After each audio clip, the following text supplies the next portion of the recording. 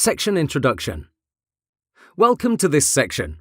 We'll explore fundamental concepts in a fun and easy to understand way. Here are some of the things that we'll cover. There's a big difference between moving layers on the canvas and moving them in the Layers panel. Beginners are often confused, but we'll clear that up. We address all layer types in Photoshop: raster layers, shapes, adjustment layers, text layers, and smart objects. This will help you understand what the best layer for the job is. They're specialized to give you certain possibilities, but it's essential you understand their strong points, but also their drawbacks. I'll also guide you through exporting your work in both CS6 and CC. This is often overlooked and it may cause a lot of problems. You'll also have some fun exercises to play that will cement all your newfound knowledge. Of course, I don't leave you hanging. After each exercise, I show you how I'd solve it. In those videos, you can expect to find new or more advanced techniques, so they're definitely worth seeing. I know you're eager to get going, so let's do it. Key concepts about moving layers and the Move tool plus exercise.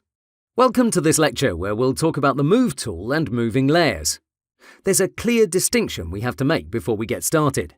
First, it's one thing to move your layers on the canvas like so. Remember, the canvas is this area on the screen. On the other hand, you can also move layers in the Layers panel, thus changing their stacking order. This means you're sending a layer above or underneath another one. So you have to be aware of this apparent duplicity. You'll hear me say, "Now let's change this layer's position," fairly often. How can you tell if I'm talking about moving it on the canvas or in the Layers panel? Well, based on the current context.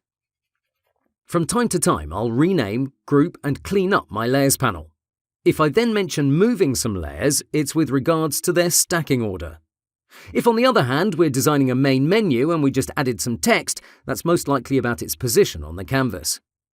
My advice if you're a complete beginner in Photoshop is not to worry too much about this apparent issue, because it's really not a big deal. Based on what you see on the screen, you'll quickly understand to what I'm referring. Plus, as we progress, you'll see it will all make sense. Okay? Let's focus a bit more on the Layers panel.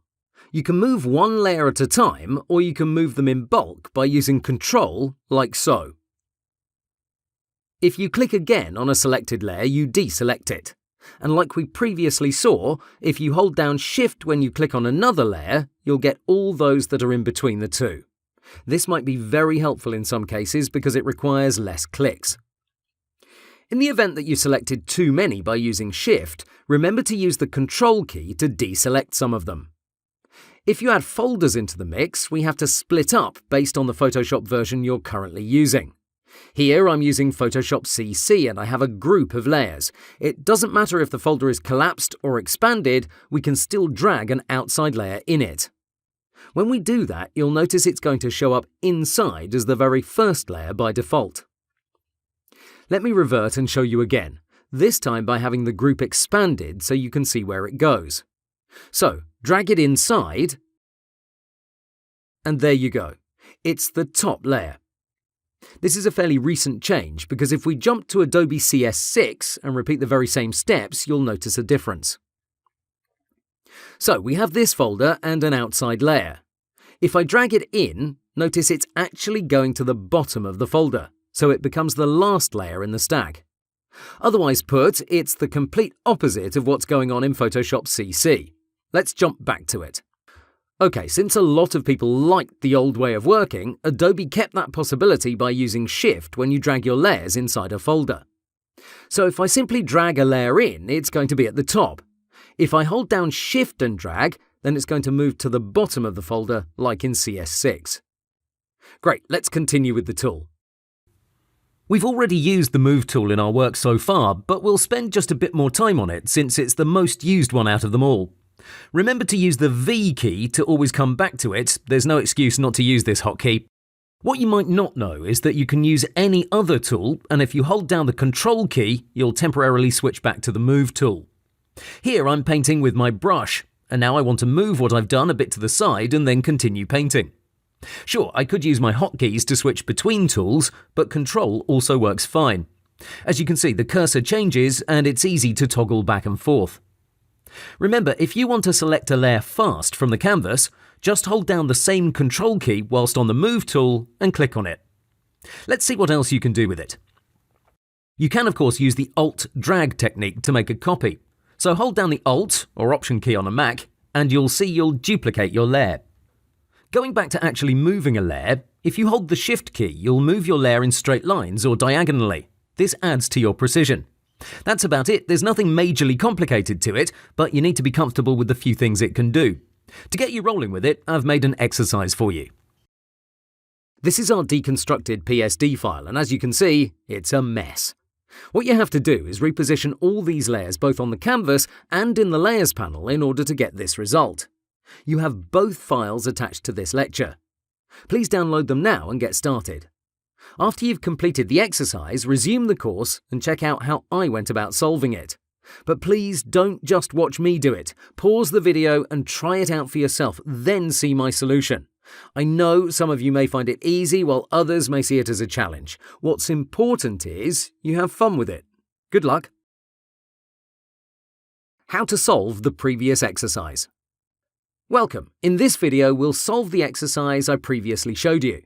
Please stop the video right now if you haven't done it, because watching doesn't equal learning. Get hands-on and do it yourself, then check how I approach things. Okay, let's go.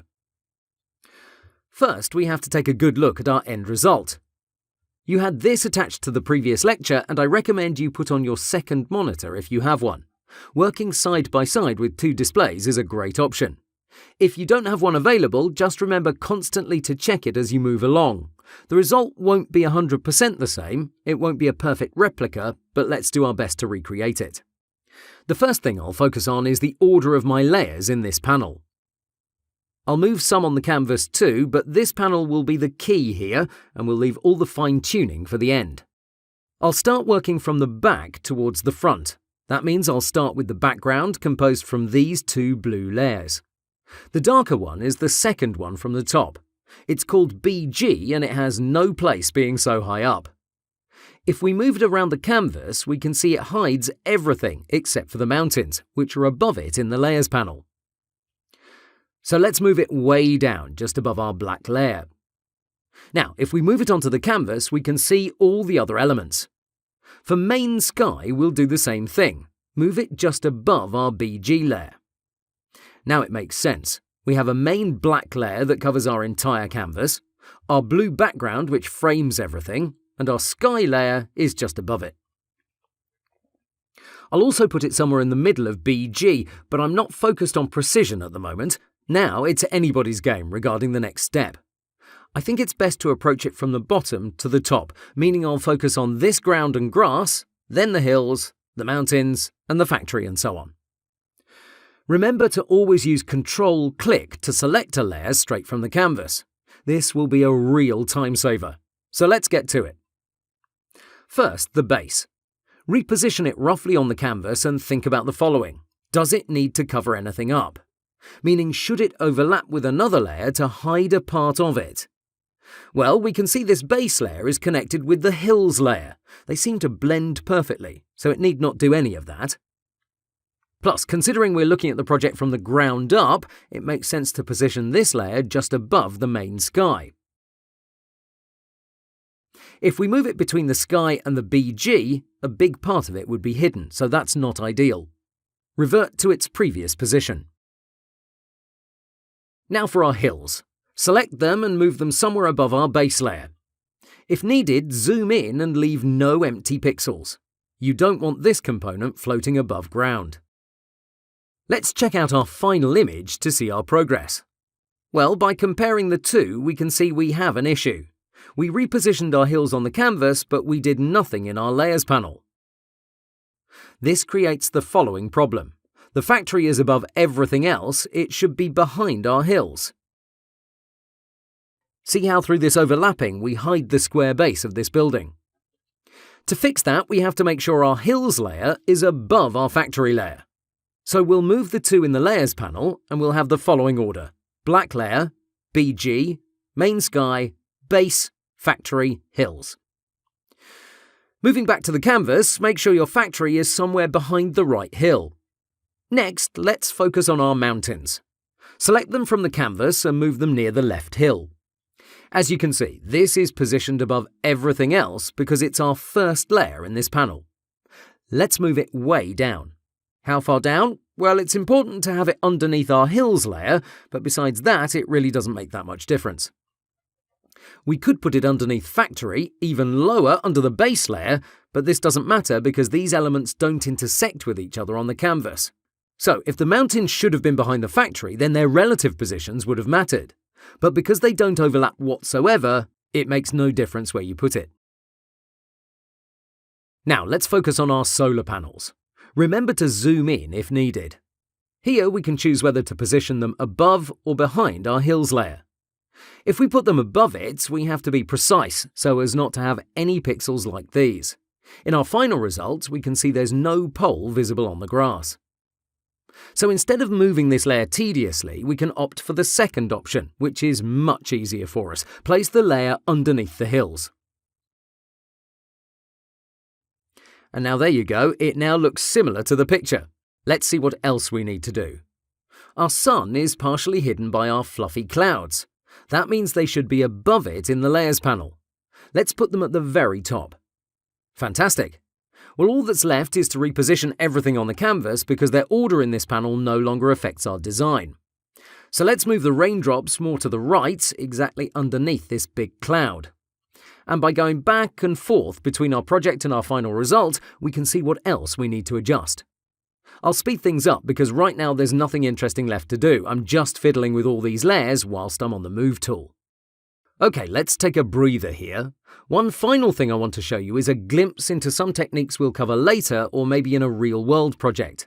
I want to center the biggest layers between themselves. That means BG, main sky, base and hills. I'll select them all and I'll use one of the alignment tools, Align Horizontal Centers. I know I haven't presented them yet, but here's what it does. Boom! Now everything is perfectly aligned, and I mean pixel-perfect alignment. I'll also do one more step, hide the black layer because we no longer need it in our project. Next, I'll go to Image, Trim. Here we get a new panel, and I'll use the first option here. Press OK, and we've now removed all the excess transparent space we had all around. And that's our project. Yours may still have a black layer behind it, but if your result is somewhat similar, then you did a great job. If you feel something wasn't right, jump back into the initial PSD file and try it one more time. Have fun! Raster layers demystified. Hi there! In this video, we'll learn about one core layer in Photoshop, raster layers. We'll discuss what they are, what they're used for, how you can identify them, and so on. This is closely related to the next video, shape layers, which are vectors, so please watch that immediately after to get the full picture. Right, let's get to it.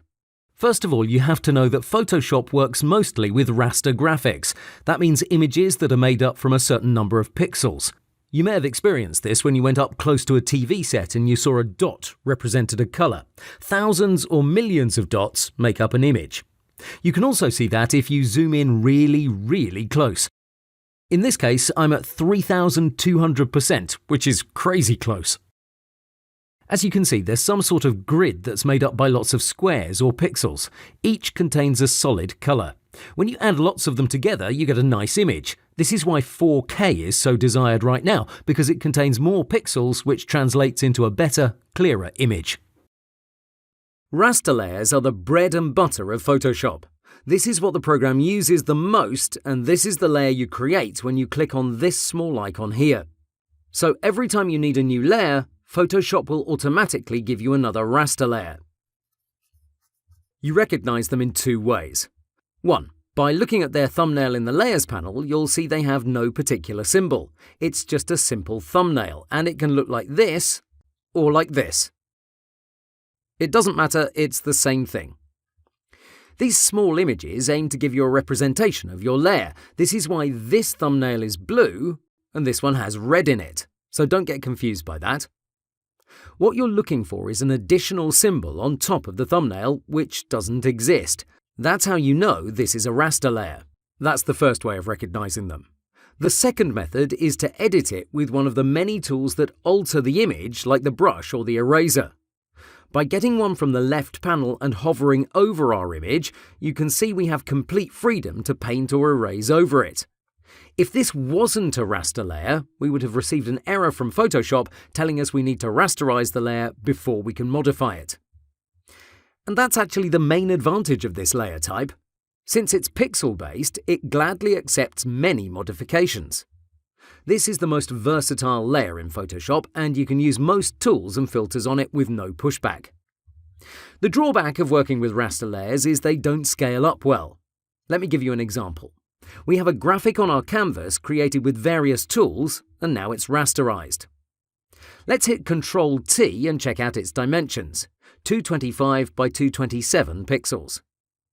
This means roughly 50,000 pixels in total. If you want to enlarge this image, Photoshop must create more of these pixels based on a whole lot of proprietary magic. This produces blurry, fuzzy graphics. It's true that as Photoshop evolved, so did its algorithms, and we got better upsampling, meaning the creation of new pixels based on the existing ones, but the results still aren't fantastic. That's because the raster format doesn't hold on to any other information besides those pixels it contains. So if you take a brush and create 200 pixels with it, that's all Photoshop remembers. It takes nothing else into account based on which it can create more of the same pixels. What you put in is what you get out of it. This is why digital painters who use Photoshop are very specific about the size of their canvas. Once you get the ball rolling and you draw something, you can't enlarge just like that. You decide on a specific width and height from the start, and you roll with it until the end. So let me sum it up. Raster layers are the default layer type in Photoshop. They're versatile and give you lots of freedom. They have no particular symbol in the Layers panel, and their main drawback is they can't be enlarged without losing quality. Let's continue with vector layers in the next lecture. See you there. Understanding shape layers. Let's focus on vector layers. Most users think Illustrator uses vectors, and that is true, but Photoshop has them as well. Let's take it step by clearing up the way Illustrator works. Here we have the same graphic as in Photoshop. If we zoom in closer, you'll see we don't get the same grid of pixels as in Photoshop. Actually, as we move in, the program constantly redraws those shapes. You're never going to see any jagged edges. Everything is super smooth. The maximum zoom level in Photoshop is 3200%, but in Illustrator you can go up to 64,000%.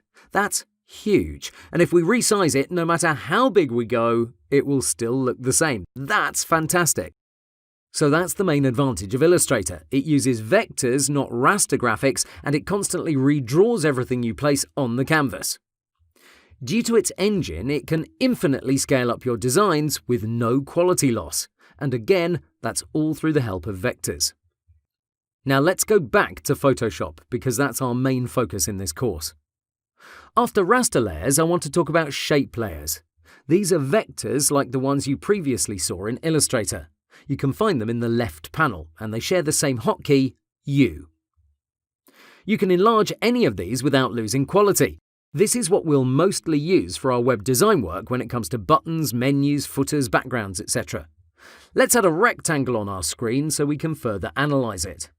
We have two options. We can select the tool and then click and drag anywhere on the canvas. This gives you complete freedom regarding its size.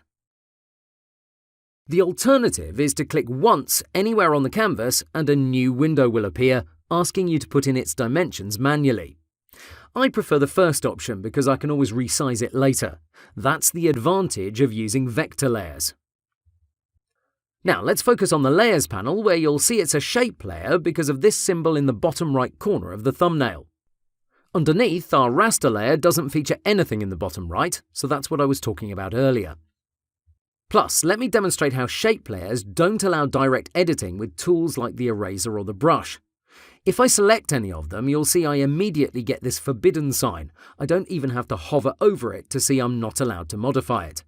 It's the same story with lots and lots of tools and filters. If I click, Photoshop will tell me I need to rasterize the shape layer before I can do anything to it. And that's true for all layer types. You can rasterize them by going into the Layers panel, right-clicking and selecting Rasterize Layer. Now you can erase or paint over it, do whatever else you want to do, but you've just lost its vector properties.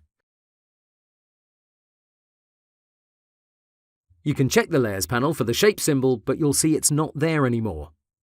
Don't be fooled by its appearance on the canvas. Yes, it looks like a shape layer, a rectangle, but you don't judge a layer by how it looks on the canvas, but by its thumbnail in the Layers panel. That's how you know what type of layer it is. Great, now let me give you a rundown of the most interesting properties of shape layers. The following applies to all of them from this panel. 1. When you create a layer, select Shape from this drop-down, not anything else. Moving to the right, the stroke must be set at None. This is what this white and black symbol with the red diagonal line across means, no stroke. I'll show you later how you can add many strokes. 2. When you want to change its colour, you double-click its thumbnail and your colour picker will appear. As you click around, your object immediately updates with the new colour. Please don't use this menu as I don't consider it optimal. 3. If you click and drag and hold Shift, you'll constrain its proportions. That's how you get perfect squares or circles. If you click, drag and hold down Alt, you'll enlarge the shape on the opposite side. Finally, if you click, drag and hold both Shift and Alt, you create your shape from the point of the initial click. So if I get the ellipse tool and I want to create a perfect circle starting from this middle P letter, I'll click and drag from this area, then hold down Shift and Alt. As you can see, it works flawlessly. 4. Everything I previously mentioned works differently if you reverse the order. So if you hold Shift, then click and drag, you'll add to the existing shape if it's selected in the Layers panel. If you hold down Alt, then click and drag, you'll subtract. Combine both keys and you'll get the intersection between your shapes. 5.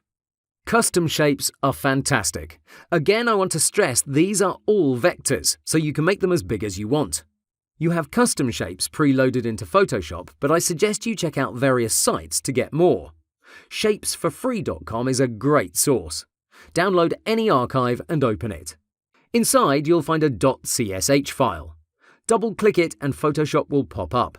Apparently, nothing has changed, but you just loaded up all those custom shapes. Now you can use them freely. 6. Rounded rectangles differ from regular rectangles due to their rounded corners. When you select it, you'll see you can choose a radius from here. This tells Photoshop how rounded you want your corners to be. That can be adjusted later. 7.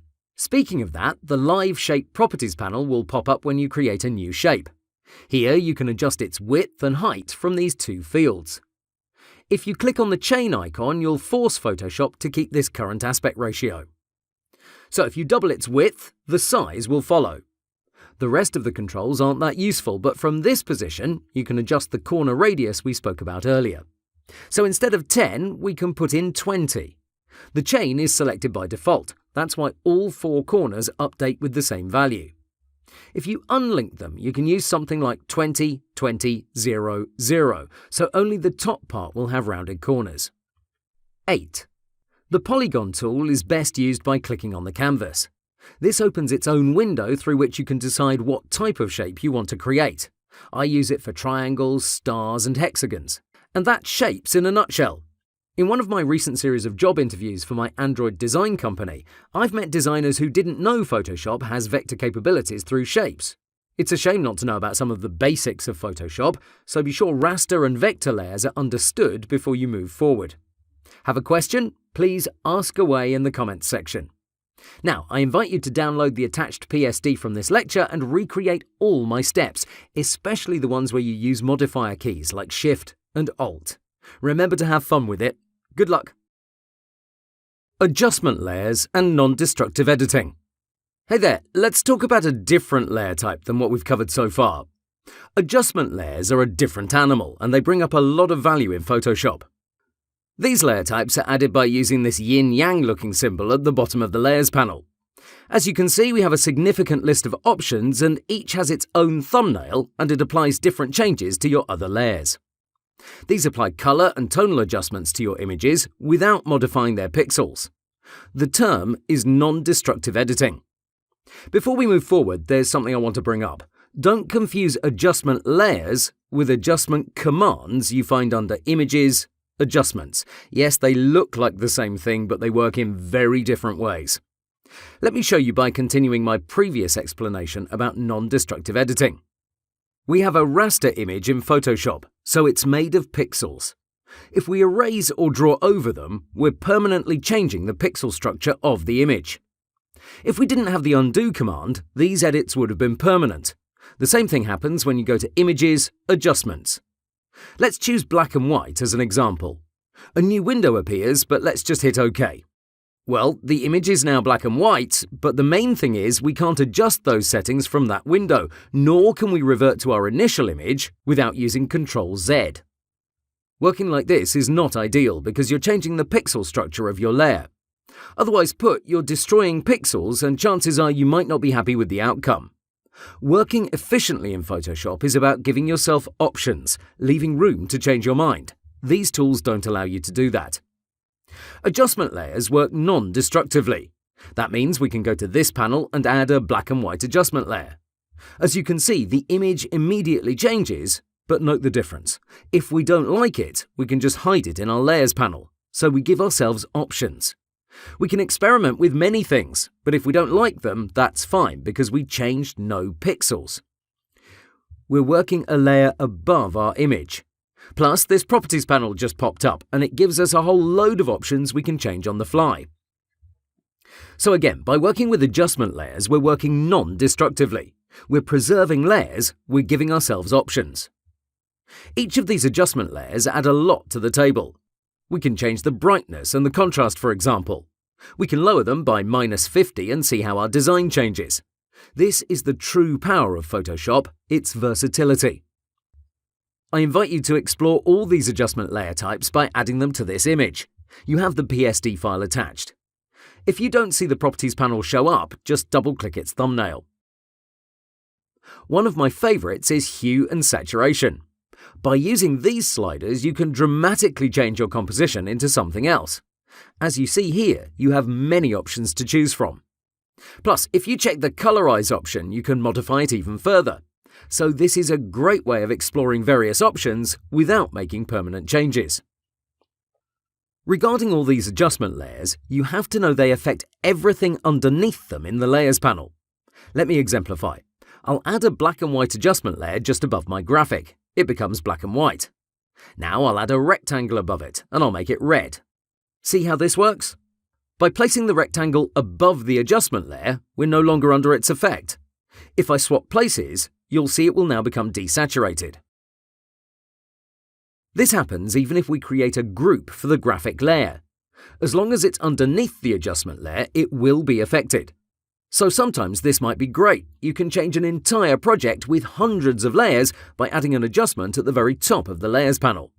There might be cases where you want to target an area or a layer specifically.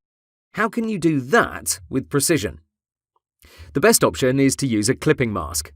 Let me illustrate what that does. I'll move the black and white layer above my rectangle. Now I'll use Ctrl-Alt-G. This creates a clipping mask, and now the effect is applied only for that layer.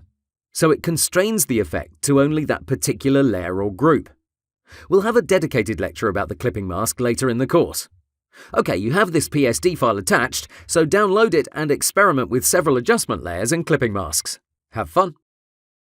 To add some text, you use the Type tool by pressing the T hotkey. Now you can write, and when you finish, you'll see a new layer in the Layers panel.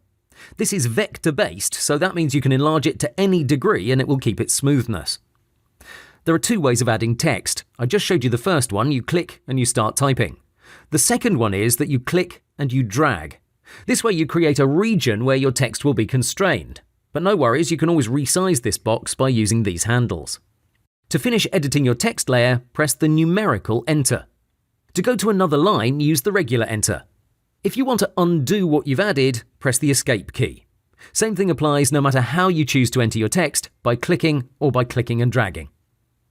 Most likely, this is not how you want your text to look though. To make it easier to adjust your text preferences, you can use the character panel. I always have it docked here, and I always move it underneath the paragraph panel. The alternative would be to use these settings from up top, but I don't consider them the best option, so let's stick with this panel. If you don't have it, just go to Windows, Character, and it will show up.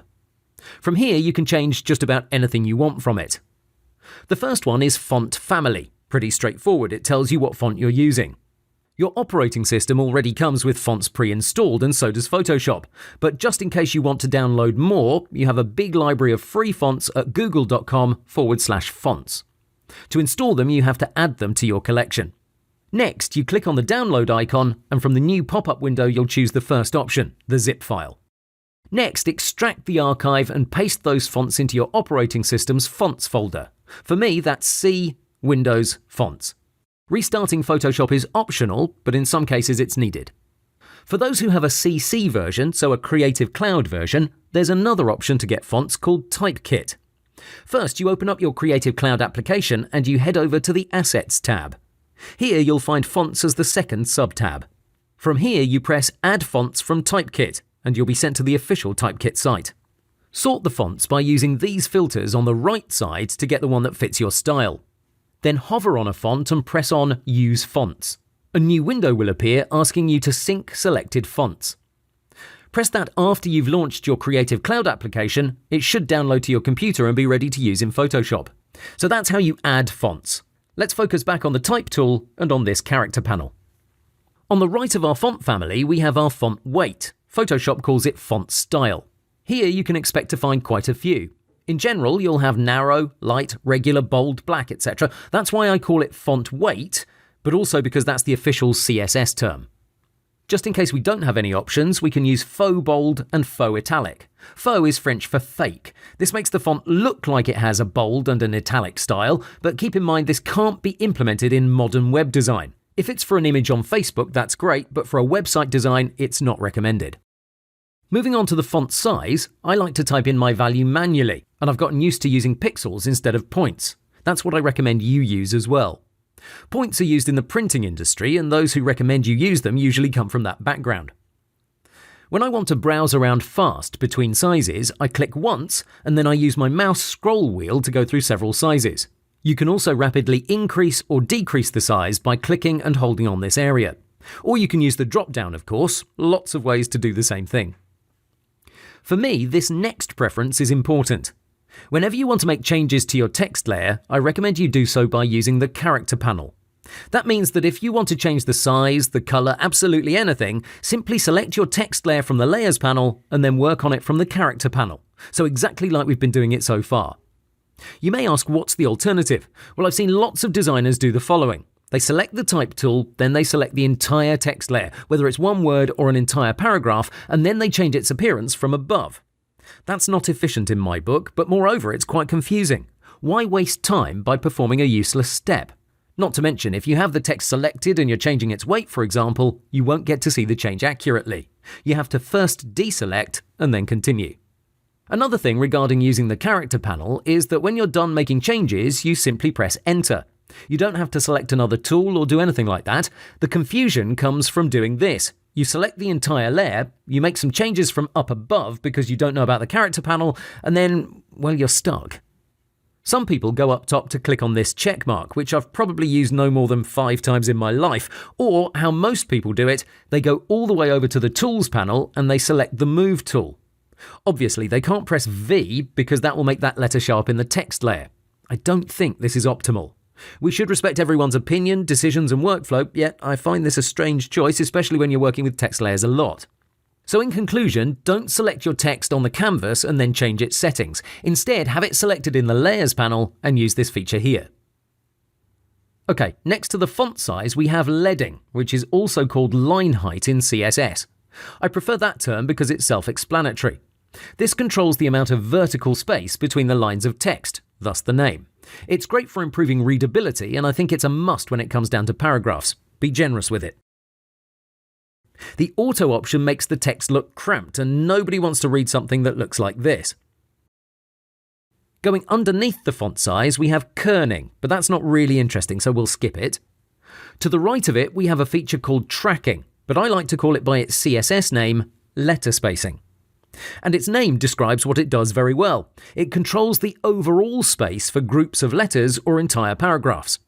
This is something that completely changes the way your text looks.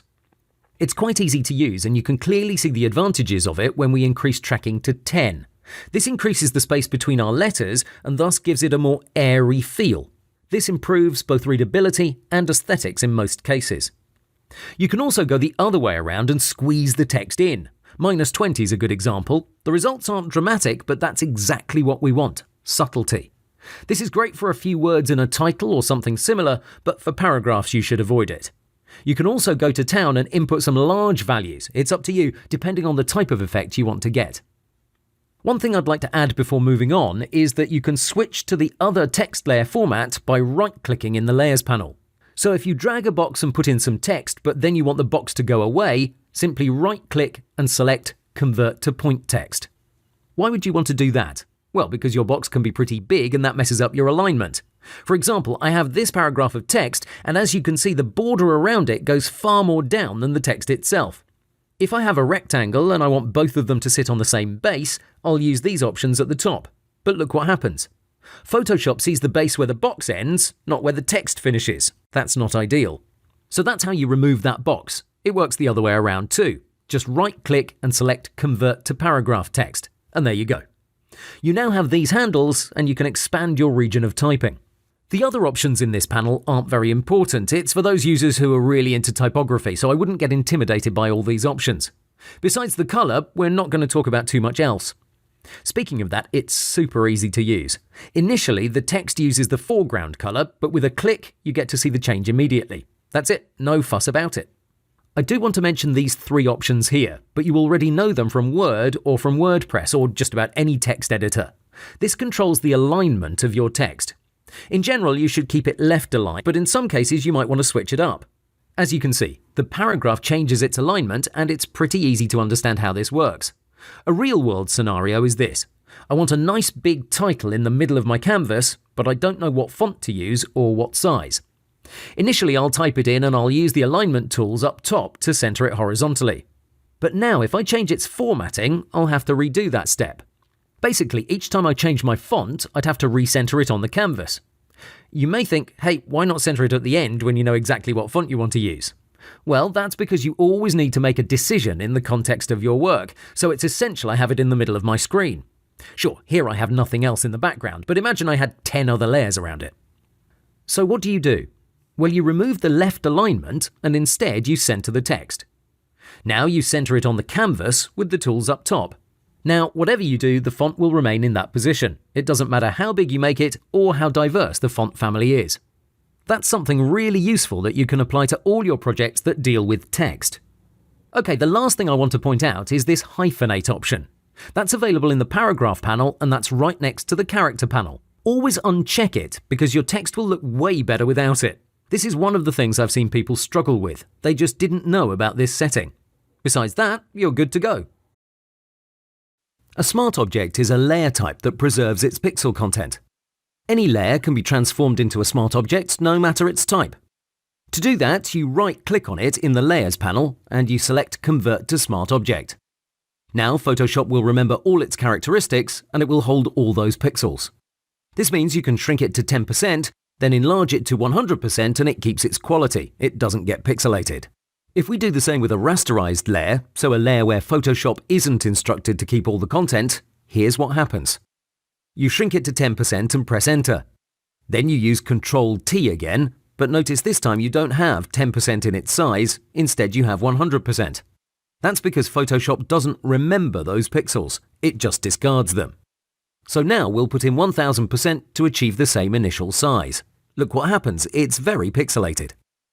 Let's try this again side by side. One is a smart object, and you can tell that from its icon here.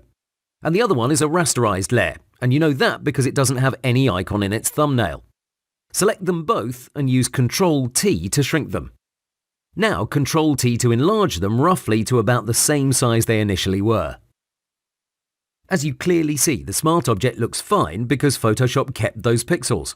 While in the other case, Photoshop had to make up some pixels. It had to create them based on its upscaling engine, and obviously that's not as good. Again, please remember that any layer can be converted into a smart object. It doesn't matter what size it is, how it looks, or anything like that. For example, I can rasterize this shrunken smart object, meaning I'll let Photoshop know that it can discard those extra pixels. Now I can convert it back to a smart object, but see, it won't get those pixels back that it just discarded. No, instead it will remember these ones. So this is now the 100% state. Remember that initially this was way bigger. When you convert a layer to a smart object, you lock into places those pixels that are currently there. Photoshop can't magically get back those pixels you threw away when you rasterized the layer. So now the logical question: why would you ever rasterize your layers? If it's much better to keep your graphics as smart objects, why would anyone do that? Simple, it enlarges your PSD file a lot and it drags down performance, meaning instead of having a 10 megabyte PSD file, you'll have a 100 megabyte project. More than that and your PC might move slower, and that's the major reason for rasterizing layers. A third reason is this: if you have very high quality graphics, either custom graphics or stock photos, you may not want to leave them at their super high definition state. You may want to send them at their size used in the PSD. This is so people can't steal from your files and reuse them in other places. Okay, that's it. Have fun. Layer Types Exercise. Welcome to this exercise where we'll put everything we've learned so far to the test. Before you open this PSD that's attached to the course, download a particular font, otherwise Photoshop will return an error. You need to do the following. Go to Google Fonts. They recently launched a new version, but the steps are pretty much the same. Locate the search field and type in Quicksand. That's the name of the font. Now hit this small plus symbol. Now you'll have this small notification show up. Click on it to reveal the download button. Unfortunately, it doesn't say download on it, but it's this downward pointing arrow. This will give you an archive. Extract it and put the two files into your fonts folder. For me, that's C/Windows/fonts. You simply copy-paste it and you're done. Now open the PSD. This is our initial project file and you have several tasks. 1. You have trees on the left and on the right side of the road. Arrange them in such a way where smart objects are on one side and raster layers are on the other side. If possible, have a good stacking order from the front to the back. Make it look nice. 2.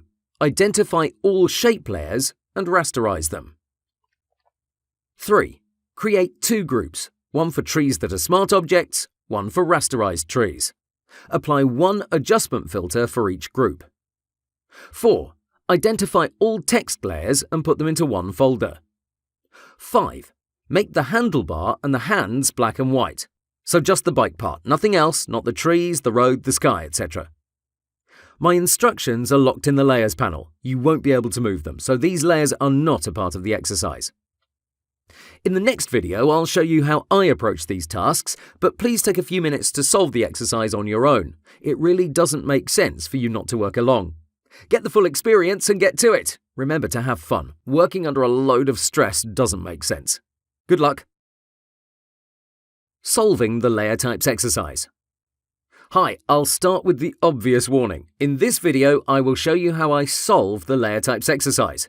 If you haven't done it by yourself, I urge you to stop the video right now and try it yourself. Okay, let's get started. Task number 1 asks us to separate the trees on the canvas based on their layer type. You can approach this in several ways. You can focus on the Layers panel alone, on their respective thumbnails, or you can select them from the canvas from the left towards the right. This is best done by using the Control-Click technique. This will allow you to select them quickly and check out their layer type. I'll use this opportunity to show you a cool feature you may know about. It's this area here above the Layers panel, and this allows you to search through your layers. By default, it's set to filter your layers based on their type: rasterized, adjustment layer, text layer, shapes, smart objects. I want to search by name because I can see all trees have the same name. So I'll change this drop-down and I'll write in tree. Great, now we see there's several layers, some rasterized while some are still smart objects. I'll select the raster ones and I'll move them about so I can identify them on the canvas. Okay, I see 3 are already on the right and 1 is on the left. Let's move that one with his friends. My advice is not to deselect by using the Control key. Instead, I'll try to select another random layer from the canvas. This will return an error because you can't select the sky, for example, if this filter is activated. Photoshop is told to show you layers that are called tree, but now you're instructing it to select a layer called sky. That won't work. You first have to disable it by clicking on this small red button, and then you'll be able to select another layer. Okay, get that tree from the left side and move it with the rest. For the smart objects, I could manually identify them and move them one by one, but I want to show you another glimpse into the alignment tools from up top. First, I'll get all the trees that are smart objects. Remember, this is their symbol on the thumbnail. Then, because we already decided the rasterized layers will sit on the right, I'll align all these trees to the left side by using this command, align left edges. Now they're all bunched together, and the task told me to sort them from front to the back, so let's not be lazy about it. The process will be fairly simple. I'll select them one by one and I'll move them towards the center of the canvas. The first one is fine as it is. The second tree is partially cut, so I'll leave that there. This one can be placed near the road, this one should follow suit, and the last one should finish up this line of trees. The stacking order doesn't make sense, so let's make an adjustment. The last one should be above these other two, that's the first step, and the last two should swap their positions. Fantastic stuff. You might have arranged them differently, but what I'm looking for is this order, where the tallest is at the back, and as you move into the foreground, the trees get shorter and shorter. Let me move these more so I'll be happy with their alignment. I like to take these exercises seriously, so I expect the same thing from you. Plus, when you're done, I'd love to see your result in the comments section.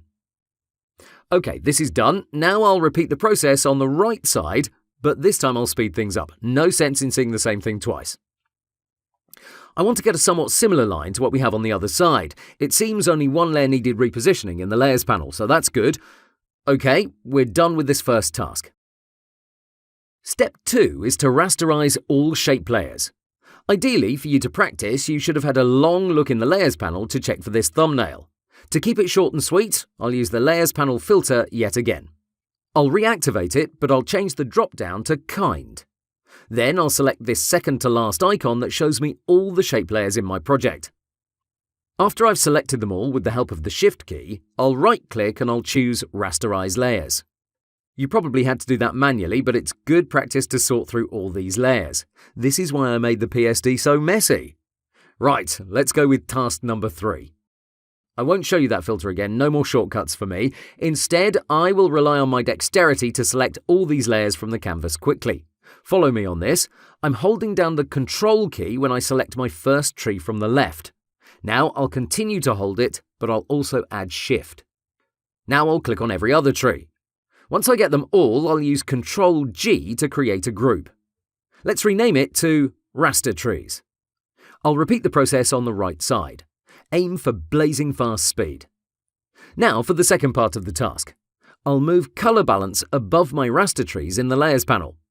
Next, I'll use Ctrl-Alt-G to create a clipping mask. I'll repeat the process with Vibrance. One thing I didn't mention, but I hope you noticed, is that adjustment layers are not present on the canvas. They have no pixels, they just modify existing pixels and that's it. There are exceptions with these 3 options here. For example, the fill layer acts similarly to a rectangle that's filled with a particular color. So that places new pixels on the canvas, but others like Color Balance or Vibrance don't. Task 4 is easy as there are only 4 in the project, but you may have noticed that sometimes it's hard to select them. That happens in particular with the top left text because it's been rasterized. So when you try to select it, it no longer has an invisible rectangle around it. See the difference when you try to select Good Luck. It's far easier. Here I'll use my filter yet again and group them. After you disable the filtering, you won't see the new group selected, but I can see it's the unnamed one. Let's call that Text. Finally, we'll make the hands and the bike black and white. Our first step is to identify this layer or group in the Layers panel. Here it is, it's called Bike. While on it, let's go to the yin-yang symbol and choose black and white. This affects everything under it, so let's create a clipping mask with Ctrl-Alt-G. Great stuff, we're done. I hope you've enjoyed the process and learned a few new things too. Let's continue. Once you've finished working in Photoshop, it's time to share it with the world. Let's find out how you can do that. The wrong way of doing it is to go to File, Save As. From here, people choose a name and then a format which, as you can see, can be one of many. Now, why is this not ideal?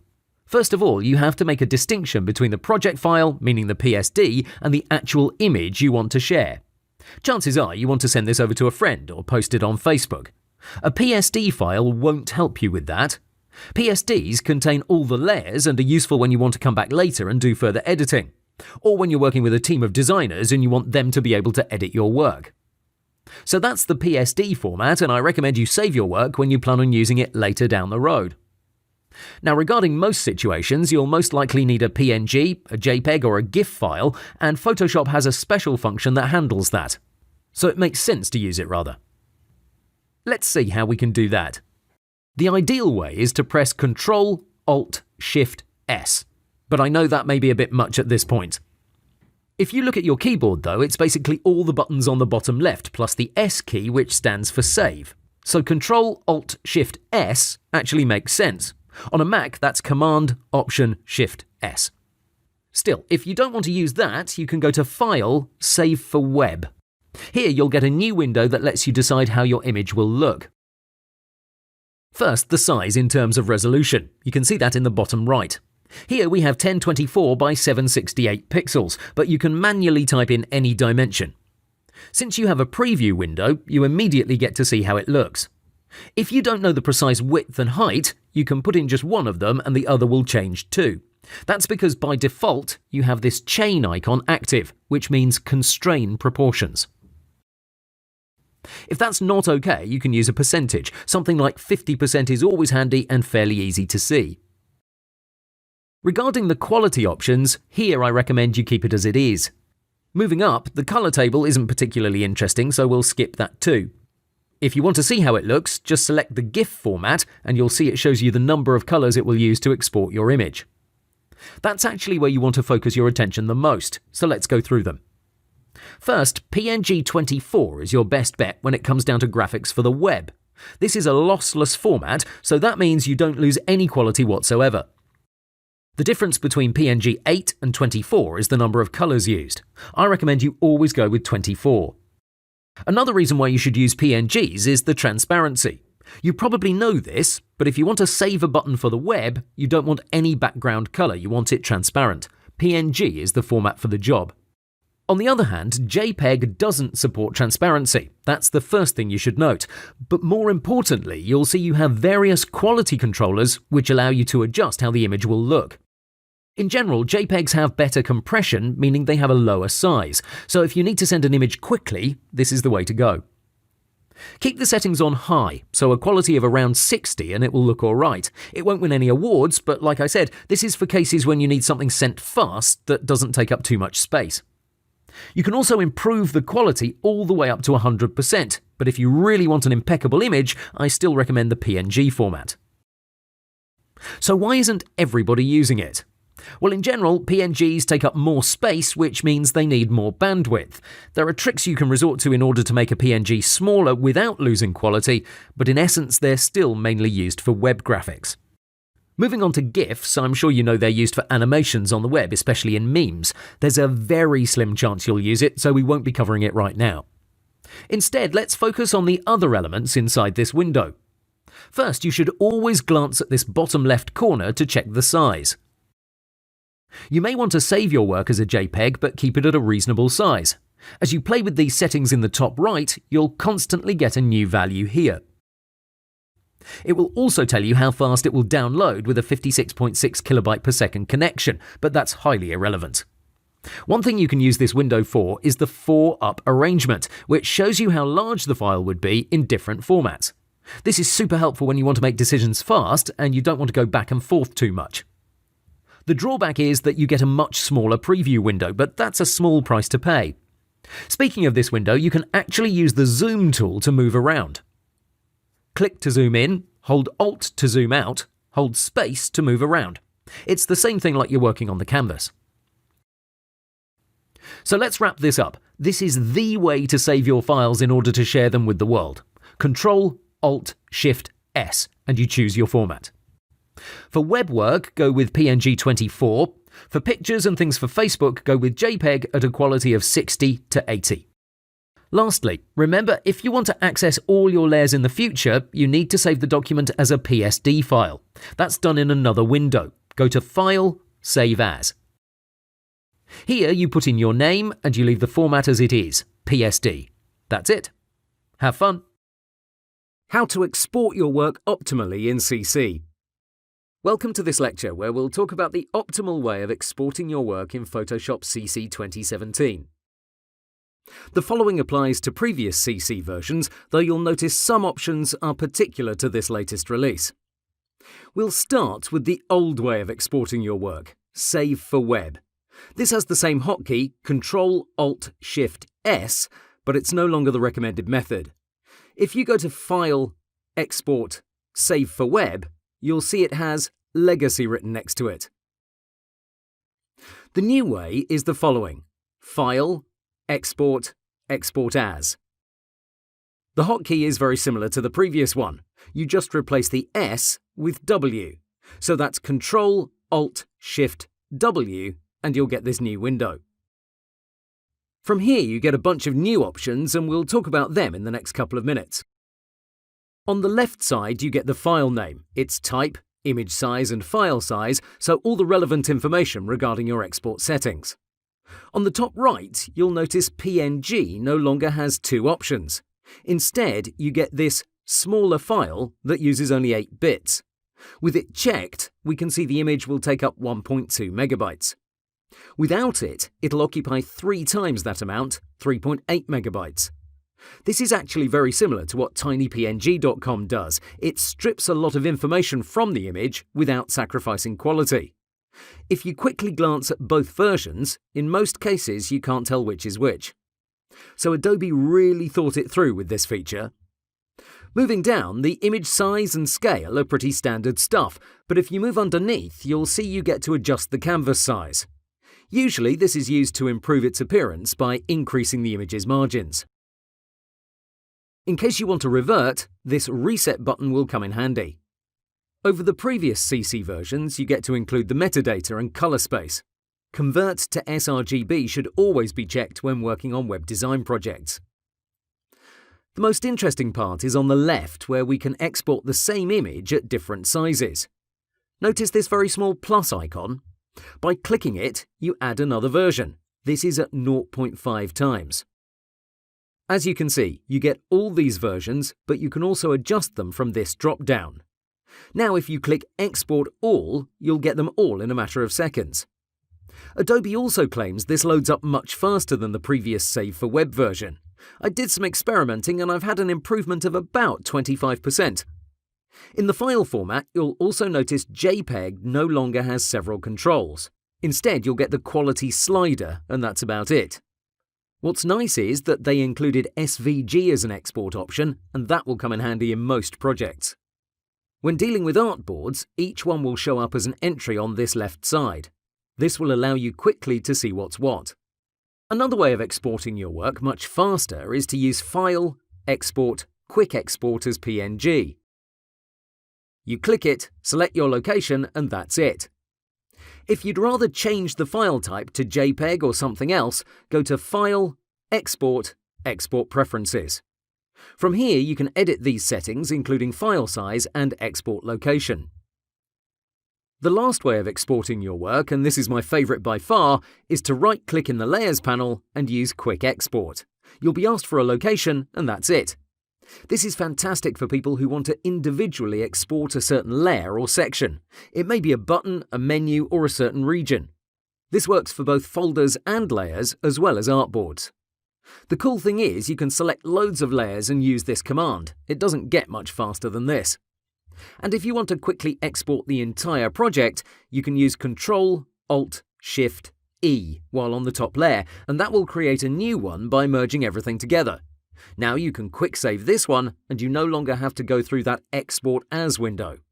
And those are your exporting options in Photoshop CC. Let's move on. The alignment tools can be found at the top of Photoshop above our canvas. These are incredibly useful in every single web design project because it allows you to precisely position elements on the canvas. The alignment tools always need at least 2 elements selected in order to make an adjustment. Here, when we have only one layer selected and all tools are closed because we're missing the second element. Obvious. When we select the entire canvas with Ctrl A, we now have 2 elements selected, and this entire region lights up. Not all of it, because for this other part we need at least 3 things selected. Notice we don't have to have 2 different layers, a selection is considered an element too. So Photoshop shows us the available options since the main condition of having at least 2 elements selected is met. If you simply click and observe each icon, you'll immediately understand what they do. Great, so far so good. If we now have 2 shapes selected and we use the tools up top, Photoshop will move them accordingly amongst themselves. Nothing too complicated. We can easily explore all the icons by simply moving the layers around and clicking again. If you don't see this panel, remember you need to be on the Move tool. Okay, to distribute horizontal centers, we need to have 3 layers selected. This makes them spaced out correctly and precisely on the x-axis, or horizontally, thus the name. Please note that this feature doesn't work well with text layers. So if you have a main menu with several items that you want to evenly spread out, this is not the way to go. As you can clearly see, the spaces vary a lot, so the result is inconsistent. Your best option is to have all the items in one text layer and copy-paste the space between them. Crude, but effective. This gives you the best results no matter what, so don't use any of these tools on text layers since they won't give you good results. Some other important things to know. Say we have these 2 shapes positioned exactly as we want them, except we need them in the exact middle of the canvas. If we have them both selected and press Align Horizontal Centers, they will center themselves between them. If we have both layers selected and we select the entire canvas with Ctrl A and then hit the same Align Horizontal Centers, the shapes will be in the center of the canvas, but they will lose their previous positioning. To make sure you keep them as they are, you have to first group the 2 layers. Now you have 2 things selected, the canvas and the group. Use Align Horizontal Shapes, and there you go. This is really useful when your project is loaded with lots and lots of layers and groups. Let's take a look at a pricing table, for example. This is to show you a real-world application. We will space each column out with the use of Shift and Smart Guides just to illustrate some manual labor. We're going to take our time with it, so it'll be perfect. Now, if we want to have them in the center of the canvas without ruining our previous positioning, we should group them all and use Align Horizontal Centers. And now they are indeed in the center of the canvas horizontally. You can also align vertical centers. Then simply right-click the folder and hit Ungroup Layers. Let's switch over to Photoshop CC so I can show you one important change regarding these alignment tools. Though we haven't discussed artboards, this modification is related to them. When you create a new project from this panel and choose Web by default, you're going to end up with an artboard. If you're in this mode and you add any layer, you'll see the first tools light up. That's because by default, Photoshop now considers you have your artboard selected. So with this rectangle, if I hit Align Left Edges, my layer will go to the edge of the artboard. That means you no longer must use Ctrl A to select your canvas. This is the only important change. The rest of what I previously described still applies. Okay. That's the basics of the alignment tools. They're very useful in every single project, so make sure you fully understand them before moving forward. To make sure that'll happen, I created a very interesting exercise for you. Let's open the document. You have it attached to this lecture. What's important is you read the task well. Don't try to solve them in this order. That might backfire on you. That's because I have to warn you, I made the exercise tricky intentionally. You might hit obstacles I placed along the way, so make sure you're smart about it. If it's too difficult, remember I will solve it in the next video, but please try your best. One explanation though, just in case you don't understand what I mean by saying on the same base. You can swap that out with on the same line, or imagine these are books that you'll place on a table. One final rule is, you're not allowed to change the exercise. You can't make the shapes bigger or smaller. The distance between them can't be 0, you can't enlarge the canvas, and so on. The rest is up for grabs. What's important is that you finish as fast as possible. Try to be efficient, taking the least steps to solve it. That's the essence. Have fun! How to solve the previous exercise. Welcome to this video where we'll solve the previous exercise. Did you try it? I hope you did because it's a really fun one. Let me show you what's what. When you first open up the PSD, you might see all these bluish lines. We talked about them in a previous lecture. These are called guides. Together they form a grid system, and this helps you space things out correctly in your web design projects. I included them for a few reasons. One, I wanted you to hide them either through the hotkey Control semicolon or from View, Show, Guides. And two, I wanted to discourage you from using them to space out all these elements. This horizontal line might help you. It can act as the base that I mentioned in the description, but that's about it. It's not there to help you. Really, it's more to confuse you. Speaking of the base, I think that should be your first step.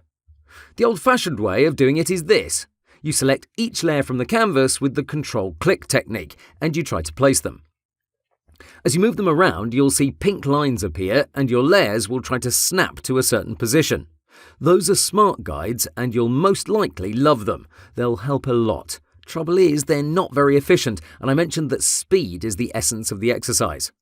So ideally, you should have done the following. Select the first or last layer from the Layers panel. Use Shift to select the opposite end.